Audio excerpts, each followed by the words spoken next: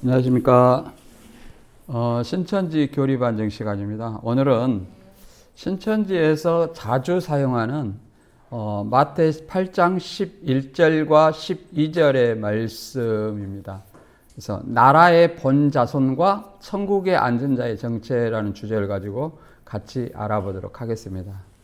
이 나라의 본 자손은 누구고 천국에 앉은 자는 누구냐? 신천지는 모든 성경을 계시록에 맞춥니다. 그래서 계시록에서 장막성전과 신천지를 드러내는 거예요. 장막성전과. 그러나 우리가 가장 기본적으로 알 것, 구약은 유대인이고 유대인에게 주신 말씀이고 신약은 그리스도인이에요. 이게 간단한 원리입니다. 계시록도 누구냐? 그리스도인이에요. 소아시아 7교회잖아요. 7교회는 뭐냐? 그리스도인입니다. 그리스도인 공동체예요. 그래서 이 원리를 벗어나면 다 이단이에요.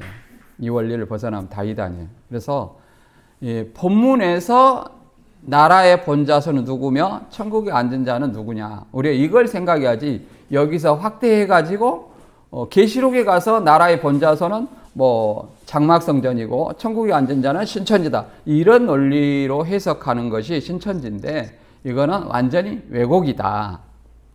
두 번째, 이제 재림 때 장막성전과 신천지의 모든 걸 맞추어 해석하는데 이것이 어떻게 잘못됐는지 이제 살펴보겠습니다. 세 번째는 입맞은 자와 첫열매 14만 4천은 누군가?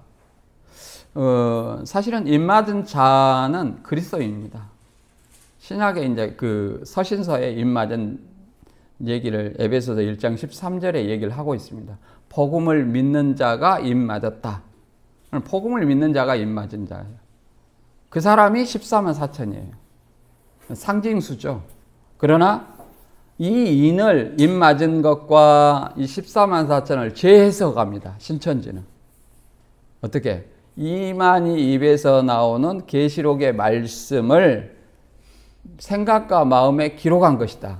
이것이 새 언약이다.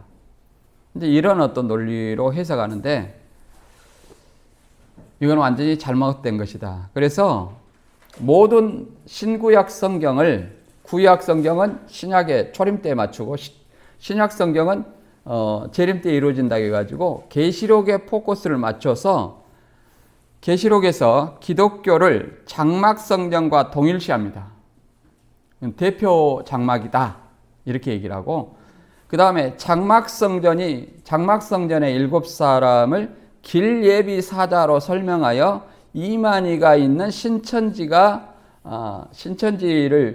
증거했고 신천지가 재림 천국이고 재림 때 구원자라는 것을 주장합니다. 그러면 이것이 과연 논리에 맞는지 이제 하나씩 알아보도록 하겠습니다. 마태 8장 11절과 12절입니다. 또 너희에게 이르노니 동서로부터 많은 사람이 이르러 아브람과 이삭과 야곱과 함께 천국에 앉으려니와 나라의 본 자손들은 바깥 어두운 데 쫓겨나 거기서 울며 이를 갈미 있으리라. 이런 말입니다. 그러면 우리는 성경을 볼 때 어떻게 봐야 되냐? 마태복음이니까 마태복음의 저자는 마태입니다. 이 마태가 이 말할 본문에서 대화하던 시대, 그 다음에 그 지역 배경, 그 역사적 배경, 그 다음에 상황, 이런 것을 통해서 앞뒤의 문맥에 이 나라의 본 자손은 누구며 동서로부터 천국에 앉은 자는 누구인가 이걸 살펴야 됩니다. 전혀 엉뚱하게 바로 계시록을 이끌어가지고 해석하면 전혀 다른 말이 나오는 거예요. 그래서 우리가 이것을 한번 알아봅니다. 근데 신천지의 이제 한 패턴이 이 성경을 이끌어가는 패턴을 한번 잠깐 설명하면 마태복음 8장 11절과 12절을 설명한다. 그러면 그 사람들이 나타내고자 하는 것은 나라의 본 자손은 장막성전을 얘기하고 그 다음에 천국에 앉은 자는 신천지다. 이런 논리를 해석하기 위해서 이게 결론이에요. 그럼 결론인데 처음부터 이 결론을 하면 사람들이 잘못되었다. 이걸 인식을 하게 됩니다. 그렇기 때문에 먼저는 그들도 올바른 본래 본문에서 뜻을 얘기를 합니다. 그래서 성경의 첫 번째, 성경의 본래 뜻을 한 8, 90%는 얘기를 해요. 그 다음에 두 번째, 이 말씀을 통해서 다시 재림 때 예언이라 해가지고 다시 재림 때 이루어질 사건이다 해가지고 계시록으로 결론으로 이끌어갑니다. 계시록으로. 그럼 계시록을 인용해서 세 번째, 계시록을 인용해 장막 성경과 신천지의 말씀, 신천지에 맞추어 성경을 이렇게 해석하는 겁니다. 그 다음에 이 네 번째는 신천지나 시온산과 사도 요한을 사칭하여 구원의 장소라고 주장을 합니다. 구원의 장소. 그러나 구원의 장소가 뭐 예수님이 한 장소, 감람산이나 특별한 사람이나 이렇게 오는 것이 아니라 누구한테 오냐면 누구한테 온다는 것도 아니에요. 예수님 모든 사람이 볼 수 있게 오시는 거예요. 그래서 누가복음 21장 34절에서 36절 보면 온 지구촌에 모든 사람에게 임한다는 거예요. 그럼 온 세상에 모든 사람에게 임하기 때문에 모든 사람이 봐요. 그러나 불신자는 통곡하고 영접하는 자는 구원이에요. 그래서 예수님이 재림하면 지구촌에서 믿는 자는 구원이고 안 믿는 자는 심판이다. 믿는 자는 영생이고 안 믿는 자는 영벌이다. 믿는 자는 천국이고 안 믿는 자는 지옥이다. 이렇게 동시에 갈라지는 거예요. 온 지구촌에서. 왜냐하면 예수님께서는 십자가의 부활을 통해서 모든 사람에게 믿을 만한 근거를 주었어요. 이랬는데도 믿지 않으면 이제 예수님 재림에서 심판하신다. 그 다음에 다섯 번째는 신천지 이만희에게 재림한 것처럼 애곡을 하는데 이것은 완전히 잘못된 거다. 우리가 아까 조금 전에 말했듯이 한 사람에게 임한다는 성경 구절을 한 개라도 가져오면 제가 신천지 가겠습니다. 그러나 성경 어디에도 한 사람한테 온다는 구절은 없어요. 그러나 교주들은 자기한테 왔다, 재림했다 이렇게 얘기를 합니다. 84년 3월 14일, 91년 3월 14일 두 번이나 왔어요. 그리고 또 이제 영생을 안 하니까 순교 영이 올 때 또 한 번 온다. 재림, 삼림, 사림을 기다리고 있어요. 이건 완전히 잘못된 것이라고 말할 수 있습니다. 신천지에서 나타내고자 하는 본문 성구인데 본문의 핵심이 이겁니다. 나라의 본자손과 천국에 앉는 자는 누구냐. 그래서 마태 13장에 추수되지 못한 자 마귀의 아들들이다. 추수된 자 하나님의 아들들이다. 뭐 이것은 성경에 있는 내용이니까 맞다고 할 수 있을 거예요. 그러나 예수님이 재림하면 동시에 이렇게 갈라지는 거예요. 동시에. 근데 항상 가라지를 먼저 거둔다는 사실. 가라지를 먼저 심판해요. 동시지만. 그 다음에 신천지에서 이제 계시록을 이끌어 간다고 했잖아요. 계시록을 이끌어 가서 어떻게든 장막성전과 기독교를 동일시하여서 기독교가 이제 나라의 본 자손이다. 장막성전이 본 자손이라고 얘기를 했는데 여기서는 이제 유튜브용이라 계시록 6장이 부패한 전통교회다. 이제 기독교란 얘기예요. 그래서 나라의 본 자손이다. 이렇게 얘기를 하는 겁니다. 그러니까 나라의 본 자손이 사실은 유대인이에요. 유대인인데 지금 뭘로 바뀐 거예요? 지금 기독교로 바뀐 거예요. 유대인이. 그리고 천국에 앉은 자는 누굽니까? 천국에 앉은 자는 이방인이에요. 그리스도인을 얘기하는 거예요. 그런데 지금 뭘로 바뀌었어요? 추수되어 입맞은 12지파 신천지라고 얘기하고 싶은 거예요. 이게 왜곡이다 그 말이에요. 왜곡이다. 그래서 본문에서 뭘 말하는지 우리는 그것을 이해를 해야 됩니다. 마태복음 8장 11절과 11절 읽었으니까 이와 유사한 말이 누가복음 13장 28절과 30절에 보면 너희가 아브람과 이삭과 야곱과 모든 선지자는 하나님 나라에 있고 오직 너희는 밖에 쫓겨난 것을 볼 때 거기서 슬피 울며 이를 갈며 있으리라. 사람들이 동서로부터 와서 하나님 나라의 잔치에 참석하리니 보라 나중자로서 먼저 될 자도 있고 먼저 된 자로서 나중 될 자도 있느니라 하시니라 이렇게 말하고 있습니다. 그러니까 너희가 아브라함과 이삭과 야곱과 모든 선지자 하나님 나라에 있고, 그러니까 그런 어떤 사람들은 이미 선지자들은 하나님 나라에 있어요.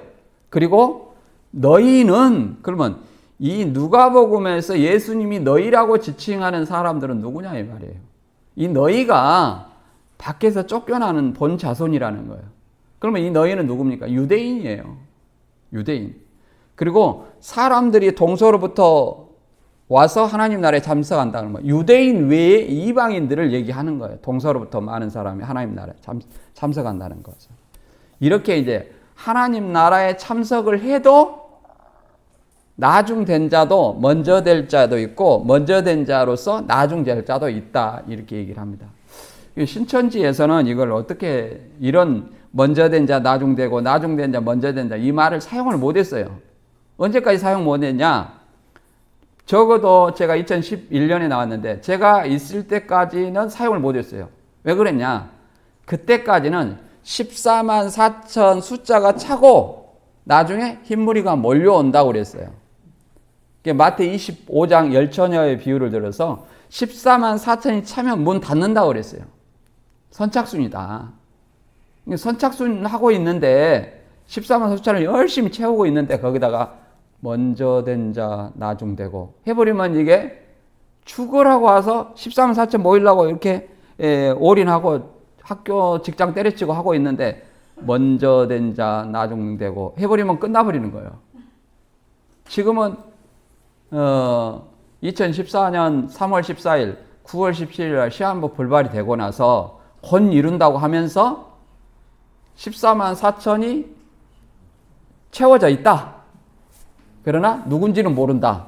그러니까 흰물이 전도해라. 이런 어떤 논리를 펴기 위해서 이 중에서 고른다. 누구를? 14만 4천. 그러면서 뭐라고 이 말을 씁니다. 나중된 자 먼저 되고 먼저 된 자 나중 된다. 이 말을 쓰는 거예요. 그러니까 흰무리로 이렇게 들어온다고 생각했는데 그 사람이 14만 4천이 될 수도 있다. 이런 논리로 쓰는 겁니다. 이런 논리를 쓰는 것은 예수님이 재림하면 영생과 영벌이 없기 때문에 그러는 거예요. 더구나 영벌은 천년 후에나 있다고 주장을 합니다.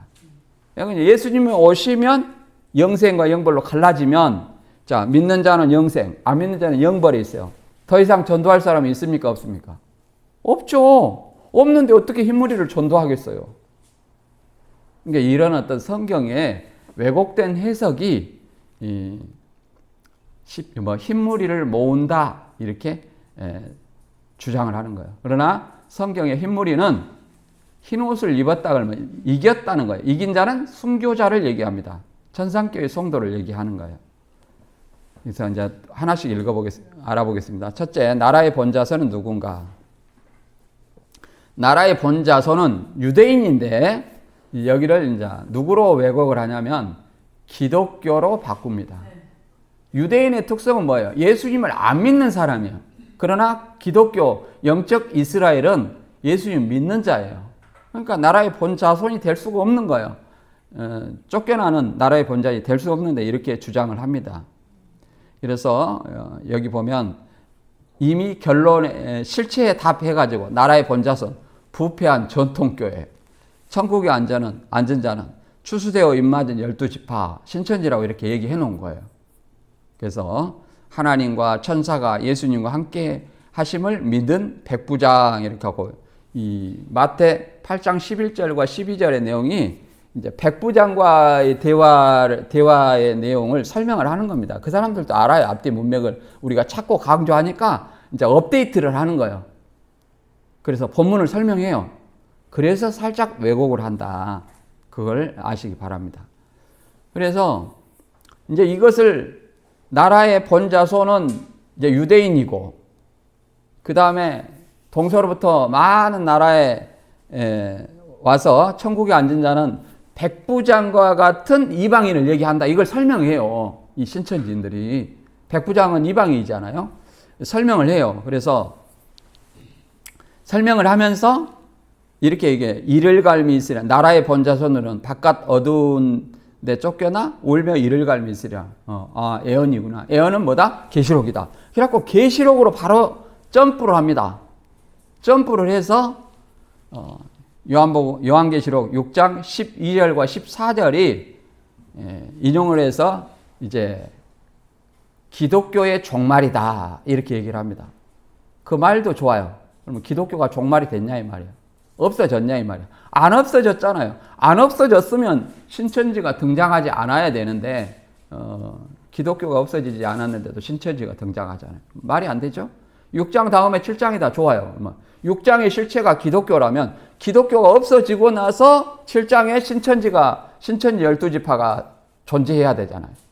그런데 왜 기독교가 안 없어졌는데 신천지를 만들고 있어요? 이게 논리에 맞지 않다. 그래서 우리가 성경을 볼 때 항상 저자의 어떤 시대 배경 속에서 문맥을 벗어나면 안 된다. 그 다음에 두 번째, 모순이 드러나면 안 된다. 모순이 드러나면 안 돼. 적용을 했을 때, 해석을 하면 적용을 했을 때 모순이 드러나면 안 돼요. 그래서 이게 주재림 때 사건은 맞습니다. 이게 계시록 6장 12절에 14절이 주재림 때 사건은 맞아요. 그러나 기독교는 우리는 예수님 왔어요, 안 왔어요? 안 왔다는 사실이에요. 문제는 안 왔어요. 6장 12절과 13절 읽어보겠습니다. 내가 보니 여섯째 인을 떼실 때 큰 지진이 나며 해가 총단같이 검어지고 온 달이 피같이 되며 하늘의 별들이 무화과 나무가 대풍에 흔들려 선과실이 떨어지는 것 같이 땅에 떨어지며 이렇게 설명하고 있습니다. 이것은 해달별이 어두워지고 떨어지는 것은 말 그대로 선민의 종말 또 세상 끝을 설명합니다. 세상 끝을. 초림 때도 예수님이 초림으로 오실 때가 뭐예요? 세상 끝이었고 그때도 해달별의 떨어짐을 상징했습니다. 해달별의 떨어짐을 상징하는 것은 곧 이스라엘 육적 혈통 이스라엘의 종말을 얘기를 했습니다. 그래서 마태 24장 3절에 이렇게 말하고 있습니다. 세 번역에 이렇게 설명되고 있어요. 예수님이 감람산에 올라 앉으셨을 때 제자들이 조용히 와서 물었다. 언제 이런 일이 일어나겠습니까? 또 주님이 오시고 세상이 끝날 때의 징조는 무엇입니까? 그러니까 주님이 오시는 때가 뭐다? 세상 끝날 때다. 그거를 무엇이 떨어지는 걸로? 해달별이 떨어지고 어두워지는 것으로 설명했다. 이렇게 이해를 하시면 좋을 것 같아요. 그러면 이제 본문을 한번 읽어보겠습니다. 나라의 본자손과 하나님 나라의 앉은 자. 마태 8장 5절부터 13절까지 이제 예수님이 가버나움에서 이제 한 백부장과 대화 속에서 이걸 설명하는 겁니다. 예수님 누가 여기서 누구에게 어떤 메시지를 주고자 하는가, 비교 대상은 누구인가, 이걸 잘 이해를 해야 돼요. 예수께서 가버나움에 들어가시니 한 백부장이 나와 간구하여 가로되 주여 내 하인이 중병병으로 집에 누워 몹시 괴로워하나이다. 가라사대 내가 가서 고쳐주리라. 백부장이 대답하여 가로되 주여 내 집에 들어오심을 나는 감당치 못하겠사오니 나는 다만 말씀으로만 하옵소서. 그러면 내 하인이 낫겠삼나이다. 나도 남의 수하에 있는 사람이요 내 아래도 군사가 있으니 이더러 가라 하면 가고 저더러 오라 하면 오고 내 종도로 이것을 하라면 하나이다. 예수께서 들으시고 기이 여겨 쫓는 자들에게 이르시되 내가 진실로 너희에게 이르노니 이스라엘 중 아무에게서도 이만한 믿음을 만나보지 못하였노라. 또 너희에게 이르노니 동서로부터 많은 사람이 이르러 아브람과 이삭과 야곱과 함께 천국에 앉으려니와 나라의 본 자손들은 바깥 어두운 데 쫓겨나 거기서 울며 이를 갈미 있으리라. 예수께서 백부장에게 이르시되 가라 내 믿은 대로 될지어다 하시니 그 시로 하인이 나으니라. 이 말씀 속에서 백부장이 예수님께 이제 자기 하인의 백부장이라는 것은 100명의 그 헤롯의 백부장입니다. 그래서 이방인이죠. 그래서 100명의 사람을 지휘하는 사람을 백부장이라고 얘기하는 거예요. 그 하인이 중풍병으로 집에 누워 있어요. 그런데 이제 주여 이렇게 말하잖아요. 그러면 이방인이지만 누구를 믿는 거예요? 예수님을 주님으로 믿고 있다는 거예요. 그 믿음을 누구와 비교하냐면 이스라엘 중에서 아무에게서도 이만한 믿음을 만나보지 못했다. 이스라엘과 비교하는 거예요. 백부장인 이방인과 누구를 비교해요? 이스라엘. 이게 대조를 하잖아요. 그래서 8장 11절과 12절에는 이 백부장과 이방인 백부장과 이스라엘을 다시 설명하는 거예요. 다시 설명한다. 그래서 또 너희에게 이르노니 동서로부터 많은 사람이 이르러 아브라함과 이삭과 야곱과 함께 천국에 앉은 자는 누구다? 이 백부장과 같은 믿음이에요. 그래서 이방인들 중에 누구든지 이 예수 그리스도를 주와 그리스도로 믿는 자는 하나님 나라에 앉는다는 거예요. 그 사람들을 누구라고 우리는 표현합니까? 넓게 표현해서 그리스도인이라고 얘기하는 거예요. 계시록에서 신천지라고 얘기하는 것이 아니라 누구라고요? 그리스도인. 그리고 나라의 본 자손들은 바깥 어두운 데 쫓겨나 거기서 울며 이를 갈미 있으니라. 그러니까 이거 나라의 본 자손은 누구를 얘기하는 거예요? 예수님을 보고도 믿지 않는 이스라엘, 혈통 이스라엘, 아브라함의 후손을 얘기하는 거예요. 혈통 이스라엘. 그래서 맨 마지막에 그냥 가라 내 믿음대로 할지어다 이렇게 얘기를 했잖아요. 그래서 이스라엘과 이방인 백부장을 이렇게 비교했다. 그래서 여기 그림 보시면 이제 가버나움은 갈릴리 가버나움, 그러니까 북쪽 있죠. 예루살렘 남쪽 있죠. 지금 북쪽에서 설명하는 거예요. 1차 갈릴리 사역은 산상수훈, 마태 5장에서 7장의 산상수훈하고 2차 갈릴리 사역할 때 이제 거기에 헤롯 안디바의 부대가 주둔했는데 그 헤롯 안디바의 어떤 군대의 백부장입니다. 그러니까 이방이죠. 이방 출신이에요. 이방인을 대표하는 어떤 백부장의 믿음을 설명하는 겁니다. 그리고 이 마태 이와 비슷한 말이 마태 15장 24절부터 27절까지 읽어보면 이제 가나안 여인도 이방인 있잖아요. 유대만 남유다만 선민이었어요. 북이스라엘은 이제 아수르와 혼혈 정책으로 인해서 이방인으로 취급을 합니다. 그래서 이렇게 얘기합니다. 여기도 이스라엘과 이면 가나안 여자를 대비합니다. 이스라엘과 가나안 여자. 예수께서 대답하여 가르쳐 나는 이스라엘 집에 잃어버린 양 외에는 다른 데로 보내심을 받지 아니하노라 하신대 여자가 와서 예수께 절하며 가로되 주여 저를 도우소서 대답하여 가르치되 자녀의 떡을 취하여 개에게 던짐이 마땅치 아니하니라. 여자가 가로되 주여 옳소이다마는 개들도 제 주인의 상에서 떨어지는 부스러기를 먹나이다. 이렇게 말했습니다. 그러니까 가나안 여자가 뭐라고 하냐면 이 가나안 여인의 딸이 어떤 흉악한 귀신 들렸어요. 그 딸을 낫게 해달라고 예수님께 얘기를 하면서 얘기를 하는 겁니다. 그러면서 자녀의 떡을 취해서 개에게 조음이 마땅치 아니하다 함께 예수님이 간접적으로 얘기하는 거예요. 이 떡은 이스라엘에게만 주는 것이지 이방인들은 뭘로 취급하는 거예요? 개로 취급하는 거예요. 이방인들은. 그러니까 이 여자가 개들도 주인의 상에서 떨어지는 것을 먹고 삽니다. 그러니까 이 여자의 믿음을 보고 그 딸을 낳게 해준 거예요. 여기서 예수님도 이 가나안 여인을 뭘로 취급한 거예요? 개로. 이 여인도 가나안 여인도 자기를 뭐라고 말합니까? 개로 이렇게 설명을 하는 거예요.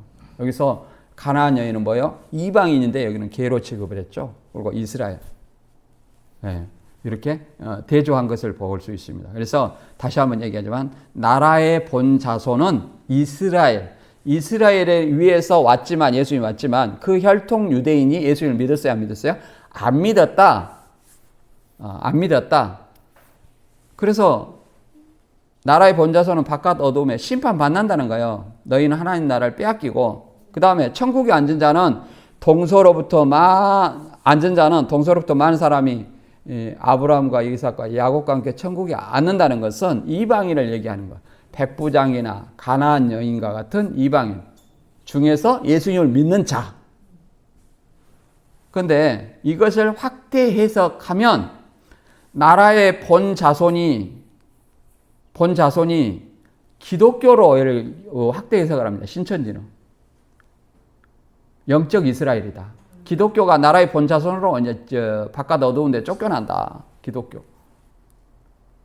그리고 천국에 앉은 자는 누구냐? 신천지다. 이제 이렇게 왜곡을 하는 거예요. 그러나 나라의 본 자손은 누구예요? 유대인이고 천국에 앉은 자는 그리스도인을 얘기한다. 예수 그리스도 이방인 중에서 예수님을 믿는 자. 이렇게 다시 한번 어떻게 왜곡하는지를 여러분들은 잘 이해를 하셔야 됩니다. 유대인과 그리스도인을 어떻게 왜곡했습니까? 신천지와 기독교로 왜곡을 한 거예요. 신천지와 기독교로. 두 번째, 장막성전 재림 때 계시록을 통해서 장막성전과 신천지에 맞추어 해석하는 거. 이것도 왜곡입니다. 이제 이런 논리를 쓰죠. 재림 때 해달별은 선민이고 선민은 장막성전이다. 장막성전은 기독교를 대표하는 길레비 사자다. 이렇게 왜곡을 합니다. 그래서 계시록 6장 12절과 14절에 해달별을 설명하면서 이렇게 얘기합니다. 창세기 37장 9절에서 10절에 해와 달과 11별이 내게 절하더이다. 너와 내 모와 내 형제들이 창으로 가서 땅에 엎드려 내게 절하겠느냐 이렇게 얘기를 했습니다. 1차로 이게 야곱의 가족들이 요셉한테 절했잖아요. 애굽에 가서.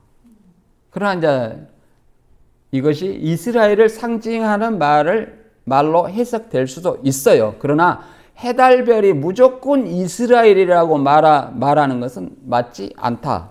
왜 그러냐면 여기 보면 우리가 해달별에 대해서 설명을 했습니다. 설명을 했으니까 해달별에 대해서 자세히 보시면 나옵니다. 그래서 문맥에서 해달별이 무엇을 나타내는지를 알아야 돼요. 문맥에서. 그래서 이사야 13장 9절에서는 바벨론의 멸망을 해달별이 어두워지는 것으로 해달별이 어두워지고 떨어지는 것을 설명합니다. 바벨론이 누구한테 멸망했어요? 페르시아 왕 고레스에게 멸망을 당했어요. 이걸 해달별이 떨어지고 어두워진다 설명을 했고, 이사야 34장 4절과 5절에는 또 이 하늘의 만상 해달별이 떨어지고 어두워지는 것을 어떤 나라를 설명했냐면 에돔의 패망을 설명했습니다. 에돔의 멸망을 해달별이 떨어지는 걸로 설명했습니다. 에돔의 패망. 그 다음에 에스겔 32장 7절에서 8절은 애굽에 대한 멸망을 해달별이 떨어지는 것으로 설명했습니다. 그러니까 해달별이 떨어진다고 해서 무조건 이스라엘이 멸망이 아니에요. 문맥에서 누구를 말하는지 그것을 알아야 돼요. 문맥에서. 그냥 신천지처럼 해달별이면 이스라엘은 뭐다? 선민 더 확장해갖고 장막성전, 더 나아가서 기독교 이렇게 얘기하는 것은 맞지 않다. 그래서 물론 영적 이스라엘 선민을 육적 혈통 유대인을 상징할 때도 있습니다. 요엘서 2장 31절과 32절이 그겁니다. 여호와의 크고 두려운 날이 이르기 전에 해가 어두워지고 달이 핏빛같이 변하려니와 누구든지 여호와의 이름을 부르는 자는 구원을 얻으리니 이는 나 여호와의 말대로 시온산과 예루살렘에서 피할 자가 있을 것이며 남은 자 중에 나 여호와의 부름을 받을 자가 있을 것임이라. 이 말씀이 마태 27장 45절에서 예수님이 십자가 달리실 때 오후 정오부터 오후 3시까지 3시간 동안 온 하늘이 캄캄했었어요. 어두워졌었어요. 예수님이 십자가 달리시는 거죠. 예수님이 구원자로서 십자가 사역을 하실 때 뭐예요? 해와 달이 3시간 동안 어두워졌다. 그리고 지진이 나고 이런 어떤 일이 있었습니다. 그래서 53절에 예수의 부활 후에 저희가 무덤에 나와서 거룩한 성에 들어가 많은 사람에게 보이니라. 백부장과 함께 예수를 지키던 자들이 지진과 그 되는 일을 보고 심히 두려워하여 가로되 이는 진실로 하나님의 아들이었도다 하더라. 이게 메시아로서 유대인들이 인정하는 그때였다 이 말이에요. 그리고 이 요엘서 말씀을 인용하는 때가 언제냐면 사도행전이에요. 오순절 성령이 임하는 때. 이걸 이제 오순절 성령이 임하는 것을 이제 유대인들한테 설명하죠. 오순절 성령이 임한 것이 무슨 성령이면 보혜사 성령이에요. 그럼 왜 보혜사 성령을 요엘의 말씀을 들어서 설명하냐 이 말이에요. 보혜사 성령에 대한 약속은 누구한테 하셨습니까? 제자들한테만 했어요. 유대인들한테 보혜사 성령에 대한 얘기를 했어요, 안 했어요? 안 했어요. 그러니 오순절 성령이 임한 것을 유대인들한테 설명할 때 그들이 알아먹을 수 있었겠어요? 그들은 뭘 상고하고 있었냐면 구약 성경을 상고하고 있었어요. 그래서 구약 성경을 들어서 요엘의 말씀을 들어서 이렇게 설명합니다. 사도행전 2장 20절 주의 크고 영화로운 날이 이르기 전에 해가 변하여 어두워지고 달이 변하여 피가 되리라. 누구든지 주의 이름을 부르는 자는 구원을 얻으리라 하였느니라. 이렇게 설명합니다. 그래서 이스라엘아 이 말을 들으라. 너희도 아는 바에 하나님께서 나사렛 예수로 큰 권능과 기사와 표적을 너희 가운데 베푸사 너희 앞에서 그를 증거하셨느니라. 이렇게 십자가 사건을 통해서 해와 달이 어두워졌고 그때 주의 이름을 부른 자는 구원을 얻으리라. 진실로 하나님의 아들이었도다. 이렇게 믿는 사람은 구원을 얻었다는 거예요. 그래서 그 이후로 오늘날까지 누구든지 이방인 백부장이나 또 가나안 여인처럼 예수님을 주와 그리스도로 하나님의 아들로 믿는 자는 뭐예요? 구원을 받는다는 거예요. 구원을 받았다는 거예요. 그래서 구원을 얻으리라. 구원을 받았다는 거예요. 그래서 이 해달별이 어두워졌다는 것은 이제 유대인의 세상 끝이에요. 그때 끝이에요. 그때는 육신이 어떻게 지옥 가고 천국 가고 이런 것이 없습니다. 즉석에서. 그러나 재림 때와는 달라요. 재림 때는 바로 우리 몸까지 불목과 영생으로 이렇게 갈라진다는 사실이에요. 다릅니다. 이렇게 해달별을 이렇게 알아봤습니다. 그래서 이 해달별 6장에서 해달별이 떨어지는 것은 영적 이스라엘의 종말이라고 이렇게 말하기도 하고 세상 끝이라고 말하기도 하지만 예수 그리스도로 믿는 사람은 그 중에서 구원을 받는다는 거예요. 안 믿는 사람은 뭐예요? 기독교인 중에서도 안 믿는 사람은 심판받는 거예요. 잘못 믿는 사람은 심판받는 거예요. 믿는 자만 구원받는 거예요. 믿는 자만. 그래서 예수님이 재림하는 때가 세상 끝이고 그 세상 끝을 뭐라고 설명해요? 해달별이 어두워진다 이렇게 설명하는 거예요. 그것을 신천지가 기독교 예를 들어서 마지막이다. 기독교가 아직 이렇게 멀쩡한데 저도 기독교고 멀쩡한데 멀쩡하면 신천지 7장이 안 넘어가야 돼. 7장이 안 넘어가야 돼. 근데 7장에 12지파 모았다고 이렇게 된다 홍보하는 겁니까? 결연에서 실상이 없다고 얘기를 하는 거예요. 그래서 이 영적 해달별은 계시록 1장 20절에서 길렙이 7별 7사자다. 장막성전이 하늘 장막이다. 이렇게 얘기를 하는데 이 계시록 2장과 3장에서 유인구와 언약한 내용이 한 구절이라도 있으면 제가 신천지로 다시 갑니다. 없어요. 오직 예수님과 언약한 7교회만 나오는 거예요. 예수님과 언약한 7교회. 예수님과 언약한 7개. 장막성전은 유인구에게 순종하라는 게 나한테 순종하면 3년 반 안에 이루어주겠다. 이것이 첫 언약이에요. 신천지에서 말하는 첫 언약이에요. 그런 내용이 어디 있습니까? 그런데도 이것을 계시록에서 왜곡해가지고 뭐 주재림 때 7별 7사자는 영적 이스라엘 대표하는 마지막 교회다. 기독교를 대표. 언제 우리 기독교가 유재열 장막성전을 대표로 내세웠습니까? 대표로 내세운 것이 아니라 사입이다. 유인구 유재열인 사입이다. 신천지도 우리 대표도 아니고 사입이다. 사입이 이단이다. 이렇게 우리는 정죄를 했어요. 대표로 내세운 적이 없어요. 일방적이죠. 일방적 예고입니다. 그리고 계시록 2장과 3장 같이 편지를 썼다고 하지만 이렇게 이만희 씨가 편지 안 썼다고 고백을 합니다. 자, 편지 썼다고 한 날짜가 있어요. 1차는 80년 9월에 썼다. 80년 9월에 쓰려고 하면은 80년 3월까지 자 67년 유인구, 69년 시한부 불발에서 3명, 그 다음에 80년 3월에 오평호 목사가 당회장 되고 7명이 다 뿔뿔이 흩어졌어요. 근데 80년 9월 되면 한 명도 없는데 어떻게 편지를 씁니까? 그 다음에 이거 틀렸다고 하니까 2차로 쓴다. 80년 3월 14일에 편지 썼다. 80년 3월에 편지 쓰려고 하니까 몇 명이 도망갔어요. 이미 4명이 도망갔어요. 4명이. 그리고 그 날짜에 또 3명은 도망가려고 하고 있어요. 그러니까 80년 3월에 편지 붙이면 그 사람은 못 받아요. 3명이 도망가니까. 그러니까 편지 받을 사람이 없어. 수신부재 이렇게 됩니다. 맞다 할지라도 편지 쓴 증거가 없어요. 그리고 본인도 편지 안 썼다고 고백을 하잖아요.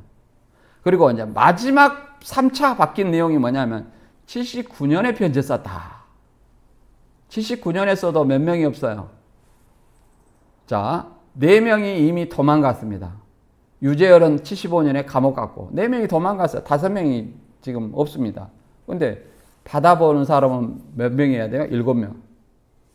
이게 논리에 맞지 않고 또 이 당시에는 누구 아래에 있었냐면 백만봉 씨 아래에 있어요. 백만봉 씨 아래. 아니 백만봉 씨한테 어떻게 같이 있으면서 편지를 씁니까? 아니 주님 여기 편지 받으세요. 이렇게 하면 되지. 그냥 그렇게 하면 됩니까? 그냥 말로 하지. 편지라는 것은 반모섬에서 소아시아 7교회 편지하는 거예요. 그러니까 지중해가 가로막고 있어 믿고 사도 요한은 반모섬에 유배되어 있어요. 감옥살이 하고 있는 거예요. 그렇기 때문에 편지를 쓰는 거예요. 근데 이만희가 감옥에서 편지를 썼습니까? 뭘 했습니까? 그리고 결국에는 자기가 편지를 안 썼다고 얘기를 하는 겁니다. 이게 들어보시면 압니다.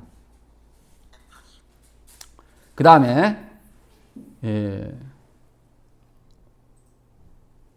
세 번째, 입맞은 자와 첫열매 14만 4천은 누구인가? 자, 재림 때 해달별은 이렇게 입맞은 자가 뭐 신천지라고 얘기죠. 인의 정의를 서신서에 가져오기는 하지만 신천지로 왜곡을 하는 거죠. 14만 4천도 왜곡을 하는 거예요. 그러니까 성경에 도둑질하지 말라. 물론 물건에 도둑질도 있지만 하나님의 말씀을 왜곡해서 아전 인수격으로 해석해서 자기를 구원자로 드러내는 거. 이것이 뭐예요? 도둑질이에요. 하나님의 말. 도용하는 거죠. 하나님의 말 도용하는 거예요. 재림 때 천국에 앉은 자, 추수되어 입맞은 12지파. 해석이 문제죠. 우리는 기독교인이라고 보는 거예요. 그리스도인이라고 보는 거예요. 왜? 인이 뭐예요? 복음을 믿는 자기 때문에. 그러나 신천지는 이 12지파가 없으면 안 된다. 문자적으로 우리가 믿는 사람은 혈통이 아니기 때문에 나눌 수가 없어요. 마태지파, 베드로지파 이렇게 나눌 수가 없어요. 예수님 12제자가 뭐예요? 12지파예요. 그러면 그 12제자가 어디를 땅 따먹게 했습니까? 땅 따먹게 한 적이 없어요. 예수님 제자들처럼 예수님을 믿는 자가 12지파다. 그래서 영적 이스라엘이라고 우리는 얘기를 합니다. 그리스도인을 얘기하는 거예요. 그래서 그리스도인이 예를 들어서 종말했다. 아직 살아있잖아요. 아직 존재하잖아요. 그러니까 신천지 논리대로 해도 7장이 아직 오지 않았다. 이렇게 말할 수 있습니다. 7장을 이렇게 얘기를 합니다만 그 다음에 추수 때 이제 추수와 심판을 얘기를 하는데 여기서 예레미야 31장 27절 이걸 가지고 왜곡을 합니다. 왜 이것을 왜곡할 수밖에 없느냐? 신천지에는 공식이 있어요. 구약의 언 초림성취, 신약의 언 재림성취, 재림성취는 계시록, 이렇게 이 공식이 있어요. 그러니까 마태 13장 추수에 대한 어떤 비유를 설명하려면 반드시 구약 예언에 두 가지 씨 뿌린 비유가 있어야 돼. 그런데 마땅히 없어. 그러니까 에레미야 31장 27절 반드시 갖다 사용한단 말이에요. 사용하지만 이 말이 그 강사들 99%는 다 알고 있어요. 잘못된 줄. 그래서 왜 잘못됐냐? 우리가 계속 말을 합니다. 이렇게 잘못된 거.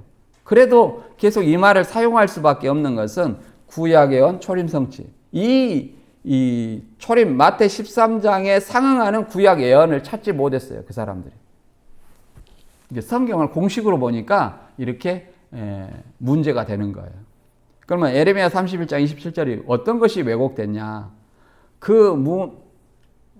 성경을 해석하면 적용해서 문맥을 읽어보라고 그랬죠. 거기서 모순이 드러나거나 문맥에서 벗어나면 잘못된 거라 그랬죠. 적용해서 모순이 드러나거나 문맥에 벗어나면 잘못된 거다.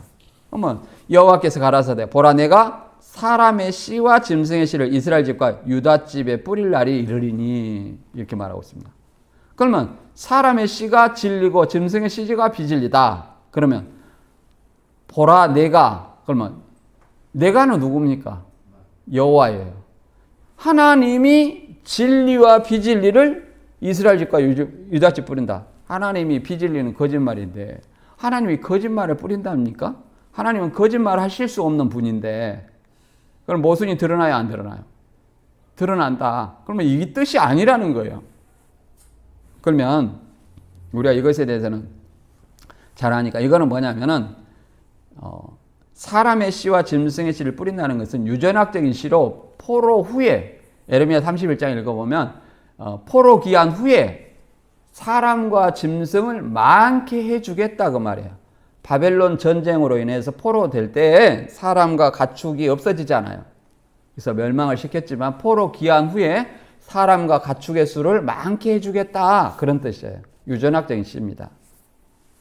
이 예언의 말씀이 마태 13장 24절에서 25절에 이루어진다는 거예요. 성취가 된다는 거예요. 그래서 천국은 좋은 씨를 제밭에 뿌린 사람과 같으니 사람들이 잘 때 원수가 와서 곡식 가운데 가라지를 덧뿌리고 갔더니 이제 이 말씀에 응한다는 거예요. 그래서 예수님이 뿌린 밭에 이제 가라지를 원수가 와서 뿌렸다. 이렇게 얘기를 합니다. 그래서 언제 거두냐? 추수 때 거두는데 마태복음 13장 30절에 추수 때 내가 추수꾼들에게 말하기를 가라지는 먼저 거두어 불사르게 단으로 붓고 곡식은 모아 내 곡간에 넣으라 하리라. 여기서 무엇부터 거둡니까? 가라지는 먼저 거두어 불사르게 단으로 붓고. 신천지는 기독교에서 막 알곡이라고 먼저 거두고 있는데 이게 사실은 성경에 적용해 보면 먼저 거두는 건 뭐다? 가라지다. 그러면 신천지는 정작 자신들이 곡간이라고 알곡을 거둔다고 했지만 자신들은 뭐라는 거예요? 가라지라는 사실을 입증하고 있는 거예요. 가라지다. 먼저 거두어졌으니까 가라지다. 그 다음에 곡식은 모아 내 곡간에 넣으라 하리라. 이렇게 되어 있습니다. 그래서 이제 가라지와 좋은 씨가 있는데 좋은 씨는 천국의 아들들이요. 가라지는 악한 자의 아들들이다. 이렇게 나와 있습니다. 이것은 예수님이 재림하면 이렇게 되는 거예요. 이게 신천지는 지금 추수한다는 것은 예수님이 재림했다는 전제를 하는 거예요. 재림했는데 영생과 영벌도 없고 천국과 지옥도 없고 뭐 영생과 지옥을 홍보하는 동네예요. 홍보하는 동네예요. 그래서 재림 때는 추수와 심판, 믿는 자와 믿지 않는 자의 천국과 지옥, 영생과 영벌 이렇게 갈라진다 이 말이에요. 기독교와 신천지 이게 아니에요. 예수님이 재림하면 온 지구촌의 모든 사람에게 동시에 볼 수 있도록 임하면서 믿는 사람은 영생, 안 믿는 사람은 영벌로 우리 몸의 구속과 심판으로 갈라진다는 거예요. 그때는 뭐 전도하는 전도를 이렇게 사람이 하지 않습니다. 천사가 어떻게 하냐? 나팔 통해서 나팔 소리에 듣고 우리가 부활체로 변해서 공중으로 끌어올림 받는 거예요. 그거의 추수예요. 공중으로 나팔 소리를 듣고 변화되지 않는 자는 바로 심판이에요. 사람이 야 너 신천지 갈래? 이렇게 하고 이 알곡 추수를 하는 거 아니에요. 나팔 소리를 듣는 거예요. 그래서 이 비유의 해석을 한번 36절에서 43절인데 한번 알아보겠습니다. 이 비유풀이라고 신천지 하는 것이 있는데 성경은 낱말 짜맞추지 않아도 본문의 문맥에서 충분히 비유와 해석이 다 있어요. 예를 들어서 마태 13장 24절에서 30절까지 비유고 그 해석은 36절부터 43절까지가 해석입니다. 그리고 이 36절부터 39절까지는 비유의 구체적인 해석이고 이 비유와 비유 해석을 통해서 나타내고자 하는 메시지는 뭐냐? 40절부터 43절까지예요. 40절부터 43절까지다. 이걸 그러니까 본문의 문맥이 다 나와 있어요. 낱말 짜맞추기 안 해도 돼요. 자, 이에 예수께서 무리를 떠나사 집에 들어가시니 제자들이 나와 가로되 밭의 가라지의 비유를 우리에게 설명하여 주소서. 대답하여 가라사대 좋은 씨를 뿌리는 이는 인자요 밭은 세상이요 좋은 씨는 천국의 아들들이요 가라지는 악한 자의 아들들이요 가라지를 심은 원수는 마귀요 추수 때는 세상 끝이요 추수꾼들은 천사들이니 이렇게 말합니다. 추수꾼은 뭐 가라지를 거둔 사람은 기성교회 목사가 아니라 이 가라지도 누가 거둬요? 추수꾼이 천사가 거두는 거예요. 자꾸 신천지 추수꾼이다 이렇게 얘기하지 말아요. 그들은 추수꾼도 아니고 아무것도 아니에요. 그냥 이 적그리스도를 믿는 사입 이단에 속한 사람들일 뿐이에요. 다른 예수를 믿는 사람일 뿐이에요. 그래서 이것도 언제 갈라지냐면 천국의 아들들, 악한 자의 아들들이 언제 갈라지냐면 주 재림 때, 추수 때, 세상 끝날 때, 세상 끝을 해달별로 설명해 놓은 거예요. 세상 끝날 때. 언제 세상 끝이요? 주님이 오시면 세상이 끝난다는 거예요. 주님이 오시면. 세상이 끝나고 주님이 오시는 것이 아니라 주님이 오시면 세상이 끝나는 거예요. 그래서 이것에 대한 어떤 결론은 그런즉 가라지의 거두어 불에 사른 것 같이 세상 끝에도 그러하리라. 그러니까 뭐예요? 세상 끝에도 이제 이렇게 가라지를 거두어 불에 사른다는 거예요. 여기도 가라지를 먼저 불에 사른다는 것은 그냥 심판이다 이런 것이 아니라 몸이 영벌에 들어가는 거예요. 우리의 몸의 마지막 때는 몸의 구속이에요. 몸의 구속과 심판이에요. 그 다음에 인자가 그 천사들을 보내리니 저희가 그 나라에서 모든 넘어지게 하는 것과 또 불법을 행하는 자들을 거두어내어 풀무불에 던져 넣으리니 거기서 울며 이를 갈미 있으리라. 그때 의인들은 자기 아버지 나라에서 해와 같이 빛나리라. 귀 있는 자는 들으라. 이렇게 얘기하고 있습니다. 그러니까 인자가 천사들을 보내는 그때가 세상 끝이다 그 말이에요. 그때 어디에 누구한테 보내냐? 그 나라 예수 그리스도를 믿는 그리스도 공동체, 여기가 공동체입니다. 그 나라 믿는 자한테 오는 거예요. 일단 거기서 먼저 거두는 사람, 안 믿는 사람은 이미 심판받기로 작정된 사람이에요. 온 지구촌에 오지만. 그래서 교회 공동체 안에서 교회 공동체도 불완전한 하나님 나라입니다. 불완전한 하나님의 나라예요. 그러나 이 교회 공동체 안에서도 넘어지게 하는 것, 불법을 행하는 자들 이런 게 있다는 거예요. 그건 몰라요 우리는. 누가 불법자고 누가 다른 사람에게 걸림이 되게 하는지 아무도 몰라요. 이것을 예수님 재림하면 거두어내서 풀무불에 던져 넣으리니 거기서 울며 이를 감이 있으리라. 그러나 가라지를 거두고 나면 나머지 이제 그때 의인들은 예수 그리스도를 올바로 믿는 자들은 아버지 나라에서 해와 같이 빛나리라. 거기가 천국이 아버지 나라. 아버지 나라. 그게 가라지가 없는 나라가 뭐예요? 온전한 아버지의 나라, 주재림 때 주재림으로 이루어지는 하나님 나라다 이렇게 설명하고 있습니다. 그런데 신천지는 지금 추수하고 있다. 추수는 순간이에요. 나팔 순식간에 하는 거예요. 이만희 씨에게 84년 3월 14일에 재림했다. 91년 3월 14일에 신랑으로 혼인잔치집에 재림했다. 그러나 재림에서 추수하였다면 그런 어떤 영생과 영벌, 심판과 구원이 있어야 되는데 있어요, 없어요? 없잖아요. 그리고 본문에서 그 나라라고 얘기하는 것은 교회 공동체고 교회 공동체 아래에 가라지는 넘어지게 하는 자, 불법자예요.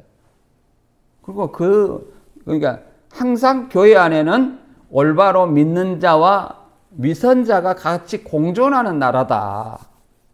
이게 나 구원받았다, 너 구원받았다, 이게 자랑하지 말 것이 아니라 행함으로 보여야 되는 거예요. 그래서 신천지가 이렇게 추수 때는 세상 끝이고 말은 잘해. 그러면 적용을 시켜야지. 세상이 끝났나. 이게 신천지들이 추수 때라고 하면서 추수한다고 하면 지금 이 세상이 끝났습니까? 이렇게 물어봐야 돼요. 세상 끝은 뭐예요? 가라지를 거두어오는 불사름이 있어야 되죠. 뭐 가라지를 불사르고 있습니까? 근데 왜 멀쩡합니까? 이렇게 물어봐요. 그러면 실상이 없는 거네요? 이렇게 물어봐요. 맨날 실상하니까. 우리가 그렇게 물어볼 수 있겠죠? 그거 추수한다고 하잖아요. 자기들이 추수꾼이라고. 그러면 추수 때는 세상 끝이라는데 지금 이 세상 끝입니까? 가라지가 지금 불살라지고 있습니까? 그 실상은 어디에 있습니까? 그 의인들이 있는데 얘가 하나님 나라입니까? 그냥 온전한 하나님 나라가 있어야 돼, 아버지가. 이게 가짜죠. 가짜니까 없는 거예요. 이것을 통해서 이제 이거 확대 해석이라는 거예요. 마태 13장으로 연결되는 것은 확대 해석이에요. 이 마태 13장과 마태 8장 11절에는 전혀 다른 내용이에요. 여기서 가라지 씨는 추수되지 않은 나라의 본자손이다. 이건 전혀 다른 문맥이에요. 하나님의 씨는 추수되어 천국에 앉은 자다. 이건 전혀 다른 문제예요. 왜 그러냐면 거기서 마태복음 8장 11절에 나라의 본자손과 천국에 앉은 자는 이스라엘과 이방인을 비교한 거예요. 이스라엘과 이방인. 육적인 혈통인 이스라엘과 이방인을 비교한 거예요. 그러니까 나라의 본자손은 누굽니까? 유대인을 얘기하는 거예요. 그리고 유대인을 천국에 앉는 자는 이제 이방인, 예수 그리스도를 믿는 자를 얘기하는 거예요. 그러나 여기 마태 13장은 예수님을 믿는 자 중에 재림 때 이제 알곡과 가라지로 갈라지는, 가라지와 알곡으로 갈라져서 영생과 영벌로 갈라지는 그런 어떤 재림 때 세상 끝을 얘기하는 거예요. 이걸 갖다가 왜곡을 해가지고 뭐 기독교와 신천지다 이렇게 얘기를 하면 되겠습니까? 택도 없는 얘기죠. 택도 없는. 예. 그 다음에 14만 4천, 시온산에 14만 4천 천열매다. 근데 14만 4천의 조건이 뭐냐면은 어린 양에 속한 자로, 어린 양이 어디로 인도하든지 따라가는 자라 그럽니다. 그러잖아요. 근데 신천지는 이만희 말에 의해서 따라가는 자지 예수님 믿고 예수님 말한 대로 따라가는 자가 아니에요. 그래서 계시록 7장 1절에서 4절 통해서 입맞은 자에 대해서 알아보도록 하겠습니다. 입맞은 자. 가로되 우리 하나님의 종들의 이마에 인치가 이 땅이나 바다나 나무나 해하지 말라 하더라. 내가 입맞은 자의 수를 들으니 이스라엘 자손의 각 지파 중에서 입맞은 자들이 14만 4천이니. 그러면 인이 뭐냐 얘기를 하면 에베소서 1장 13절에 읽어봅니다. 여러분도 그리스도 안에서 진리의 말씀 곧 여러분의 구원의 복음을 듣고서 그리스도를 믿었으므로 약속하신 성령의 날인을 받았습니다. 누구를 믿었으므로? 복음을 듣고 그리스도를 믿었으므로. 그러니까 예수의 복음, 예수님의 복음을 믿는 자는 성령의 날인을 받고 성령을 받았다는 거예요. 고린도후서 1장 22절에 임치고 성령을 보증을 받는다겠죠? 그러니까 입 맞은 자는 누구라는 거예요? 그리스도의 복음을 믿는 자가 입 맞은 자다. 입 맞은 14만 4천은 복음을 믿는 그리스도인. 그래서 14만 4천은 상징이다. 이렇게 얘기를 할 수 있는 겁니다. 그래서 그리스도인은 이미 입 맞았고 성령을 받았다. 그러나 신천지는 이걸 재해석해. 이만희가 가르치는 계시록의 말씀을 통해서 생각과 마음에 새겨야 된다. 그래서 달달이 이렇게 계시록 시험을 봐가지고 90점 이상을 맞으면 입 맞았다 한다. 그래가지고 2015년에 17만 명이 시험 봐가지고 15만 명이 시험 봤다고 이제 우리 육체 영성 한갑다고 강주 베드로 지파에서 책자 만들라고 찍어서 돌리더라고. 저도 받아봤어요. 아니 그러면 6천 명 빼고 14만 4천 명 영생 시켜주지. 왜 못했냐? 그 뒤로 가니까 이제 수료식도 이만희 씨가 강의하면서 뭐라고 하냐면 입 맞아도 또 맞아야 되겠죠? 또 이런 게. 그러면 뭐 한이 없는 거죠. 맞아도 또 맞으면 끝나는 거예요. 입 맞아도 또 맞으려는데 계속 맞아야 되는 거예요. 신천지인들이 이탈하는 것이 뭐냐면은 말씀, 전도 이 두 가지 스트레스 때문에 나오는 거예요. 그러면 이 14만 4천이 이 신천지라고 하면 12지파의 입 맞은 자가 12지파잖아요. 예, 뭐 계시록 5장에서 8절까지는 유다 지파 1만 2천, 르벤 지파 1만 2천, 갓 지파 1만 2천 이렇게 나오는 겁니다. 그 지파에 속해 있냐 이 말이요. 그렇게 자랑하면 그 1만 2천에 속해 있냐 입 맞은 자로. 안 속해 있다. 그러면 12지파가 아니다. 왜? 입 맞으려고 노력만 하고 있잖아요, 지금. 노력만 하고 있어. 이만희만 입 맞았다 하잖아요. 그러니까 입 맞은 자도 아니다.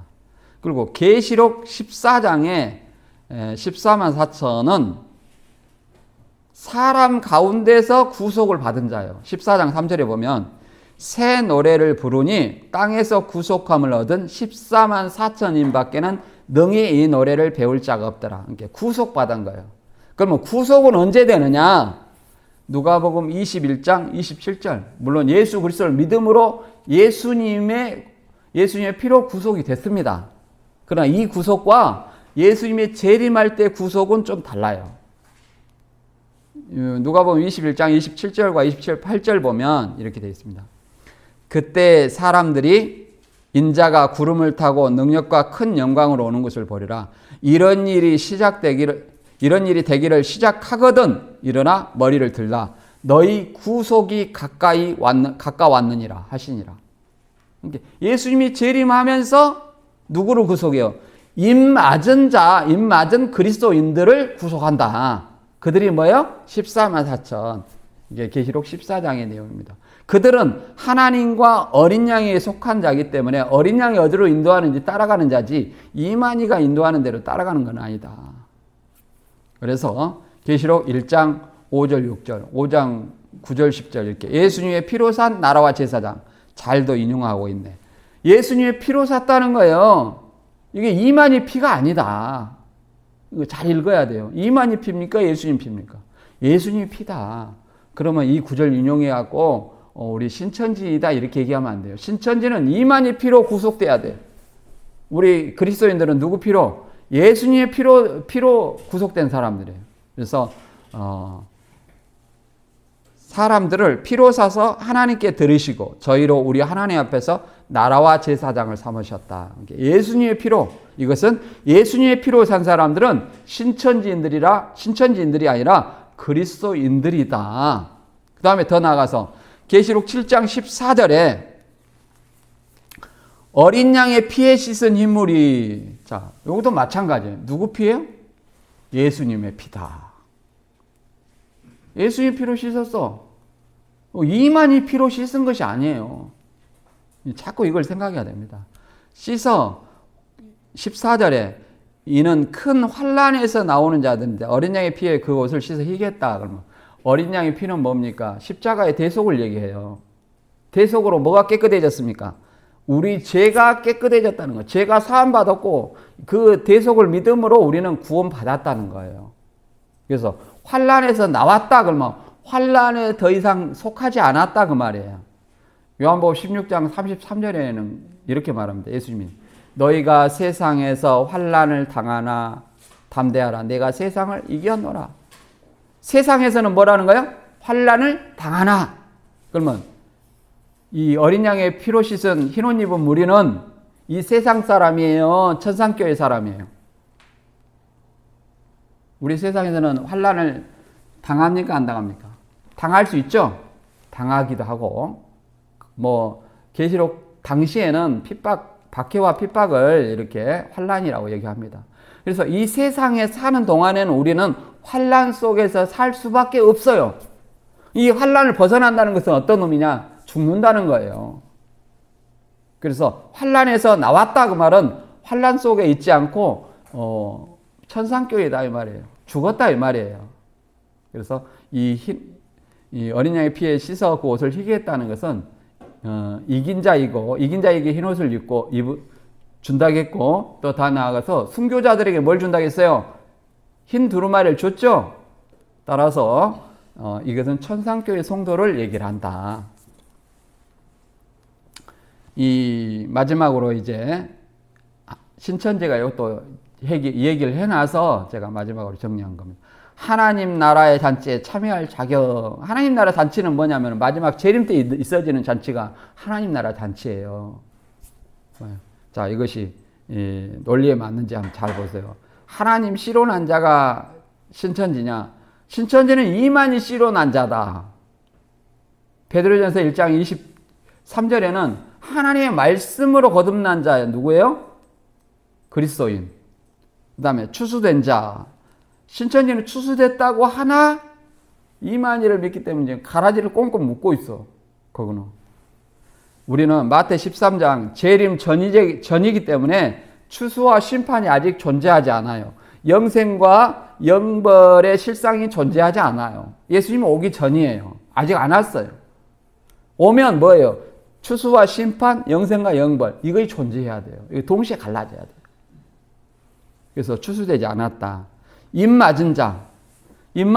신천지는 입맞지 않았어요. 입맞는 자는 누구예요? 복음을 믿는 그리스도인이다. 그 그리스도인들이 계시록 7장에 누구예요?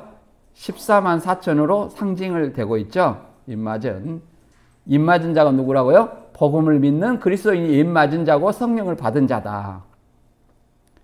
계시록을 이만희에게 입맞은 자는 성경에 근거가 없습니다.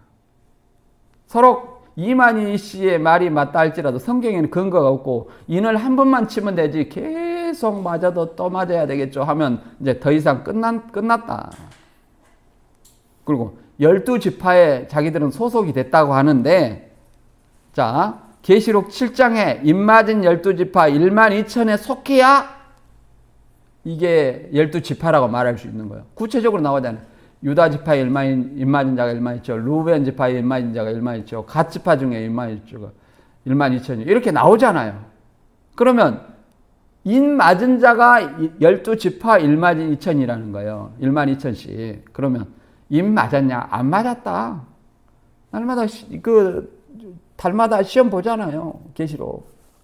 입 맞아도 또 맞아야 되겠죠 하면서 계속 시험 보잖아요.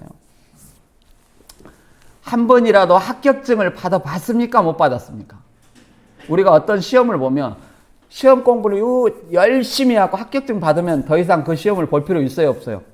없어요. 신천지는 합격증을 안 줘. 그러다 죽어. 그러니까 12지파에 소속이 안 됐다. 그 다음에 영육거론.